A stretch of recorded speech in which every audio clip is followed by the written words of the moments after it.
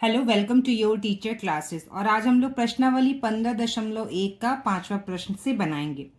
प्रश्न है, कक्षा में शिक्षक ने छात्रों को एक गतिविधि करने को दी। छात्रों को 10 सेंटीमीटर लंबे व 8 सेंटीमीटर चौड़े गत्ते में से 6 सेंटीमीटर लंबा व 4 सेंटीमीटर चौड़ा टुकड़ा काटना था।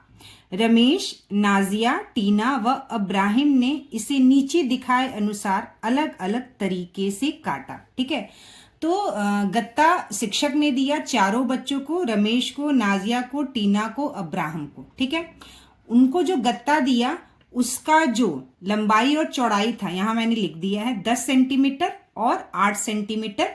ठीक है, 10 सेंटीमीटर लंबा और 8 सेंटीमीटर चौड़ा। चारों की लंबाई आयत की एक जैसी थी, तो ये आयत की जैसी है। और जो उनको काटना था, ठीक है, गत्ते में से जो टुकड़ा काटना था उसका भी जो लंबाई और चौड़ाई है वह बराबर था सबके लिए, 6 सेंटीमीटर और 4 सेंटीमीटर।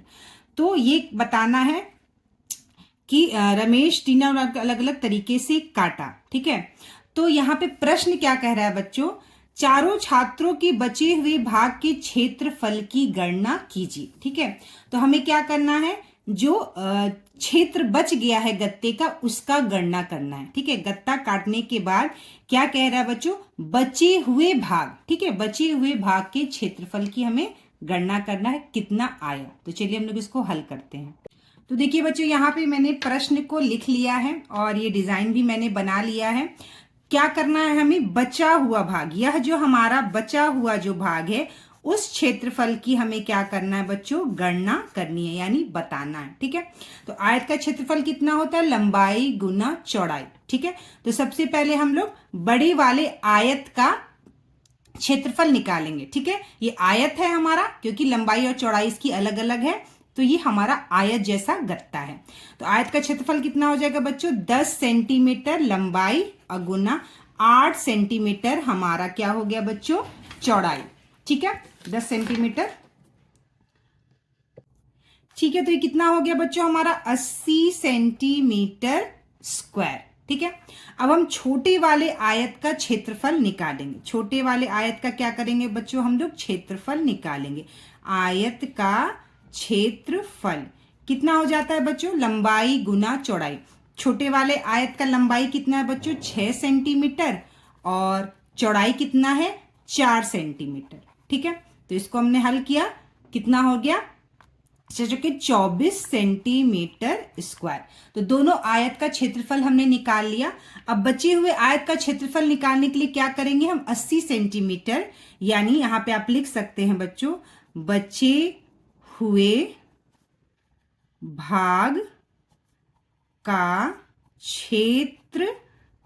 बचे हुए भाग का क्षेत्रफल कैसे निकलेगा, 80 सेंटीमीटर स्क्वायर में से हम 24 सेंटीमीटर स्क्वायर को घटा देंगे, यानी बड़े वाले आयत के क्षेत्रफल में से हम छोटे वाले आयत का क्षेत्रफल घटा देंगे। तो कितना आ गया बच्चों, हमारे 56 सेंटीमीटर स्क्वायर हमारा उत्तर आ गया। ठीक है, अब देखिए बच्चों, यहां पर ये जो प्रश्न है चारों बच्चों का, ठीक है, यानी चारों छात्रों का जो क्षेत्रफल है आयत का वह 10 और 6, इसका भी 10 है और यहाँ 6 है, और जो बीच वाला इसका यहाँ पर 6 है और यह 4 सेंटीमीटर चौड़ा है। चारों का एक है, इसलिए चारों का जो बचे हुए भाग का क्षेत्रफल जो निकलेगा वो बिल्कुल कितना निकलेगा, 56 सेंटीमीटर स्क्वायर। ठीक है, क्योंकि सबका लंबाई और चौड़ाई बराबर है दोनों आयत का, तो बचे हुए भाग का क्षेत्रफल भी चारों का क्या होगा बच्चों, बराबर होगा। ठीक है, चारों का क्षेत्रफल बराबर है आयत का, तो चारों का बचा हुआ भाग भी जो है वह सबका बराबर होगा। गत्ता चाहे हम कहीं से भी और किसी भी रूप में काटे, उतना ही बड़ा गत्ता अगर हम बीच से काटे, साइड से काटे या इधर के साइड से काटे, कहीं से भी काटे, बचे हुए भाग का क्षेत्रफल बराबर होगा। इसलिए मैंने यहाँ पे 56 सेंटीमीटर स्क्वायर लिख दिया। ठीक है, अब कह रहा है आपने क्या पाया, तो हम लिखेंगे, हमने यह पाया कि गत्ते की जो लंबाई और चौड़ाई थी चारों छात्रों की बराबर थी, और जो गत्ता जो काटना था, जो टुकड़ा काटना था, उसका भी लंबाई और चौड़ाई बराबर था। चूंकि लंबाई और चौड़ाई बराबर थी इसलिए उनका क्षेत्रफल भी बराबर था, और बचे हुए भाग का क्षेत्रफल भी क्या निकला, उनका बराबर निकला। ठीक है, चलिए हम लोग अगला प्रश्न करते हैं। चलिए बच्चों, हमारा प्रश्न संख्या 6। 20 सेंटीमीटर चौड़ाई वाले एक आयतकार शीट का क्षेत्रफल 600 वर्ग सेंटीमीटर है, तो उसकी परिमिति ज्ञात करें। ठीक है, यानी कि एक आयतकार है जिसका चौड़ाई और क्षेत्रफल दोनों दिया हुआ है, यानी किसी आयत का, जो आयत के आकार का शीट है उसका चौड़ाई दिया है और क्या दिया है बच्चों, क्षेत्रफल दिया है, तो हमें उसकी परिमिति ज्ञात करनी है। तो देखिए बच्चों, आयत का क्षेत्रफल क्या होता है, लंबाई गुना चौड़ाई।